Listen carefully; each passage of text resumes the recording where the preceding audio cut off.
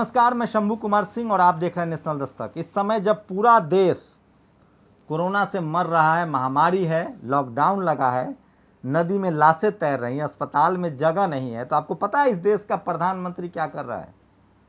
इस देश का प्रधानमंत्री जो अपने लिए 15,000 करोड़ से ज़्यादा 17,000 करोड़ का और टोटल सेंट्रल विस्टा 22,000 करोड़ का जो प्रोजेक्ट है, योगी ने जिस तरह से शमशान घाट की तस्वीर नहीं ले सकते, बेटी को रात में जलवा दिया था। अब दिल्ली के दिल सेंट्रल दिल्ली में राजपथ पर मोदी ने बैनर लगवा दिया कि आप फोटो नहीं ले सकते हैं। कहाँ तक रोकेंगे साहब? इस देश के हर आदमी के दिमाग में बैठ गया है कि प्रधानमंत्री का महल बन रहा है और 2022 से पहले गृह प्रवेश है। आपके अपने मर रहे हैं, आप तड़प रहे हैं, आपको दवाइयाँ नहीं मिल रही, आप लाचार हैं, बेबस हैं, मौत मंडरा रहा है, लेकिन इस देश का प्रधानमंत्री जो है वो अपने गृह प्रवेश की तैयारी कर रहा है। और महल भी ऐसा 20,000 करोड़। कितने का? 20,000 करोड़। जो कहता था कि मैं फ़कीर हूँ, जो कहता था मैं गरीब घर में पैदा हुआ, सब पता है क्यों किया जा रहा है? ये नया संसद भवन, ये नया प्रधानमंत्री आवास, ये सारा एजेंडा आरएसएस का है। बाबा साहेब का संविधान खत्म करना है, लोकतंत्र खत्म करना है। हो सकता है साहब अगली बार चुनाव ही ना कराएं और पुतिन मॉडल लागू कर दिया जाए। आप सोचिए फ़लस्तीन में क्या हो रहा है, इजराइल हमला कर रहा है। वो कौन लोग हैं जो इजराइल का भारत में समर्थन करते हैं? वो वही लोग हैं जिनके बाप दादा पहले हिटलर का समर्थन करते थे जब वो हिटलर में था, और अब उससे नफरत करती है पूरी दुनिया। ये वही लोग हैं जो आज मोदी का भी पॉजिटिविटी के नाम पर समर्थन कर रहे हैं। मैं फिर कह रहा हूं, इतिहास इनके काले अक्षरों में लिखा जाता है, लिखा जाएगा। इनकी करतूतें आज आप बच जाओगे, कल नहीं बचोगे, क्योंकि इतिहास लिखा जाता है तो सब कुछ दूध का दूध और पानी का पानी हो जाता है। आपको क्या लगता है इनके पाप कहीं छुपते नहीं हैं? नदियों में लाश तैर रहा है। कहाँ कह रहे थे कि शमशान, ये पूरे देश में शमशान घाट में इन्होंने तब्दील कर दिया है। मैं आज भी श्रीनिवास से बातचीत करके आया हूँ। गुरुद्वारा रकाबगंज में हॉस्पिटल के करीब से मैं आया हूँ, देखा है मैंने वहाँ किस तरह से सिख एक दूसरे की मदद कर रहे हैं। लेकिन एक भी बीजेपी का नेता, एक भी जनरल कैटेगरी के जो आदमी है, जो संपन्न है, जिसका बिजनेस है, कहाँ गया अंबानी अडानी? सब भाग गए देश छोड़ के। अदर पूनावाला, मैंने फिर कहा आज आप मरने के लिए मजबूर हैं। अब राज्यों में वैक्सीन नहीं मिल रहा, इस सब के लिए प्रधानमंत्री की गलत नीति जिम्मेदार है। इस आदमी ने वैक्सीन के ऑर्डर नहीं दिए, तमाम कंपनियों को वैक्सीन नहीं बनाने दिया। ये अपने रिश्तेदार, अदार पूनावाला, रिश्तेदार से भी ज़्यादा करीबी, ये सिर्फ 4 लोगों से देश चलाना चाहता है, अंबानी, अडानी, शाह और मोदी। ये चाहता था कि सारे वैक्सीन का ठेका अंबानी को मिलो, नहीं तो आधार पूनावाला और भारत बायोटेक 2 कंपनियों को दिया, और एक कंपनी के ही इसने ऑर्डर लिए। बाकी मैडोना, फाइजर, इन सबको अगर आदेश दिया जाता, इन सबको अगर पैसा दिया जाता, ऑर्डर दिया जाता, तो आज हर किसी को वैक्सीन मिल जाता और आप मरने के लिए मजबूर नहीं होते। आपके नाते रिश्तेदार, बेटा, भतीजा, कोई जानने वाला, आज कोई ना कोई मजबूर है, मौत मंडरा रहा है, गांव में और बुरी स्थिति है। मैं फिर कह रहा हूं, इस सब के लिए 2 शख्स जिम्मेदार है इस देश में। पहला राजीव गांधी, जिसने मंदिर का ताला खोला। दूसरा अडवाणी, जिसने पिछले 30 साल में अस्पताल, स्कूल का मुद्दा हटा के सिर्फ मंदिर का राजनीतिक मुद्दा बना दिया। और इसके लिए अखिलेश, तेजस्वी जैसे लोग भी जिम्मेदार हैं, जो गाहे बगाहे किसी बाबा के पैर में जाके बैठ जाते हैं। इन लोगों का काम जरूर अच्छा है, इन लोग मुख्यमंत्री रहते हैं तो स्कूल बनवाते हैं, अस्पताल बनवाते हैं, हाईवे बनवाते हैं, मायावती हो, अखिलेश हो, तेजस्वी हो, हेमंत सोरेन हो। लेकिन ये बाबा के पैर में बैठने का जो धंधा है, ये इनका भी बंद होना चाहिए। अंधविश्वास से ही लोग फैलाते हैं। आज इस देश में अगर बेड़ा गर्क है तो उसकी सबसे बड़ी वजह अंधविश्वास है, और इसमें मीडिया का बहुत बड़ा योगदान है, जो दिन रात पत्थर की अंगूठियाँ बेचता रहता है। मैं खूब खबरें बताना चाहता हूं आपको, जो बहुत ज़रूरी है, जो सोशल मीडिया पर सबसे ज़्यादा वायरल है। ये सवाल रवीश भी इस तरह से नहीं पूछेगा। रवीश इतना बैकफुट पर खेल रहे हैं, मैं उनका कल शो देख रहा था। वो सिर्फ डेटा बताते हैं सरकार का। सरकार ने ये कहा, सरकार ने वो कहा, अरे सामने रिपोर्टर्स भेजो, अस्पताल दिखाओ, तुम्हारे पास दर्जनों रिपोर्टर हैं। कैसे वेंटिलेटर नहीं, ऑक्सीजन नहीं, अस्पताल के बाहर लोग मरने के लिए मजबूर हैं, दिखाओ उसे। सोचिए जरा कितनी दयनीय स्थिति है। मोदी सरकार में मंत्री फग्गन सिंह कुलस्ते, मोदी सरकार का आदिवासी मंत्री फग्गन सिंह कुलस्ते जो है वो दिल्ली के कांग्रेस विधायक मुकेश शर्मा से मदद मांग रहा है।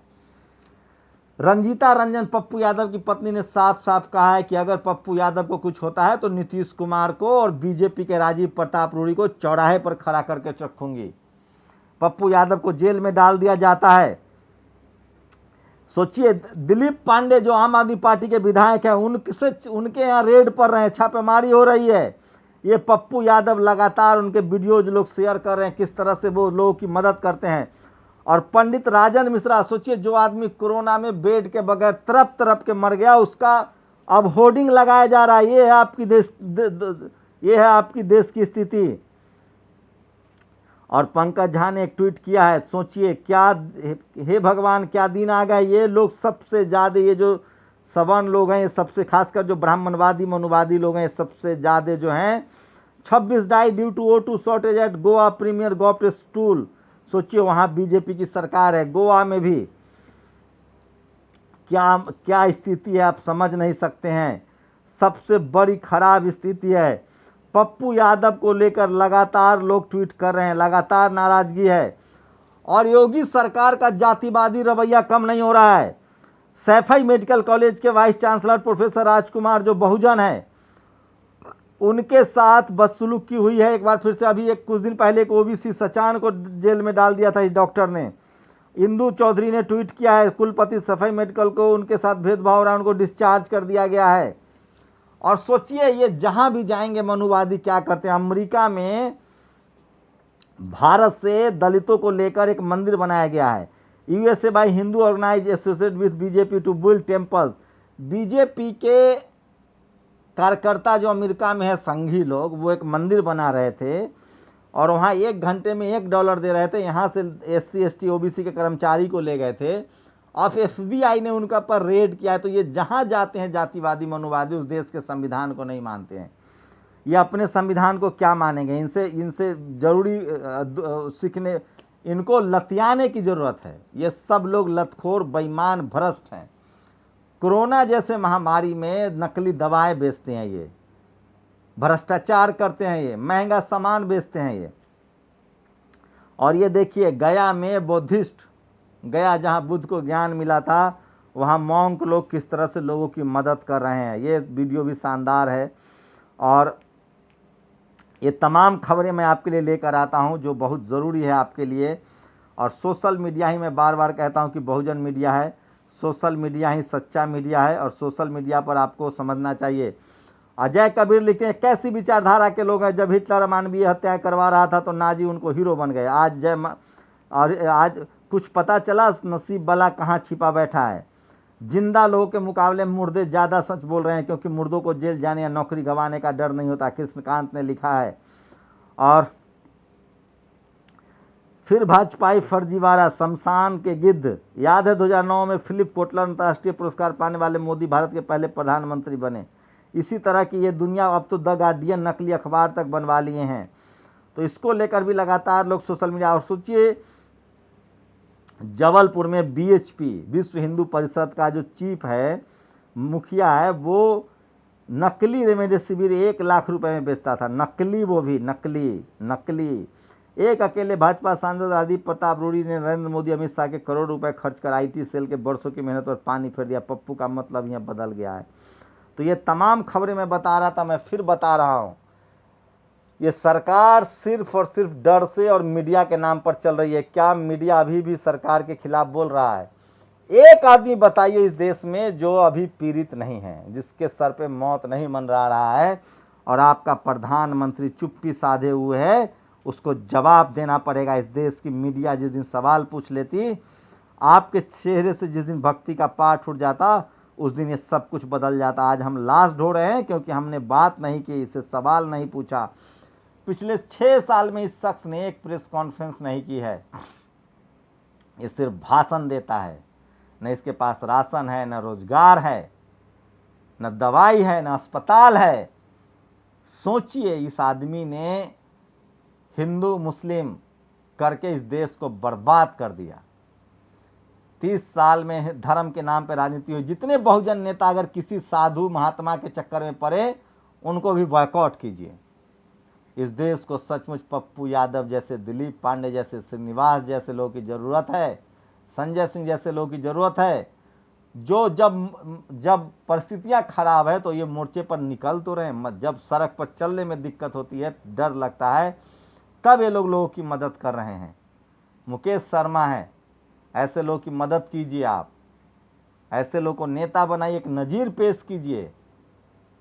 मैं फिर कह रहा हूं, अगर अब भी आप लोग चुप रहें, इस सरकार के खिलाफ आवाज़ नहीं उठाएं, सेंट्रल विस्टा के खिलाफ आवाज़ नहीं उठाएं, तो आप लाश उठाने के लिए मजबूर होंगे।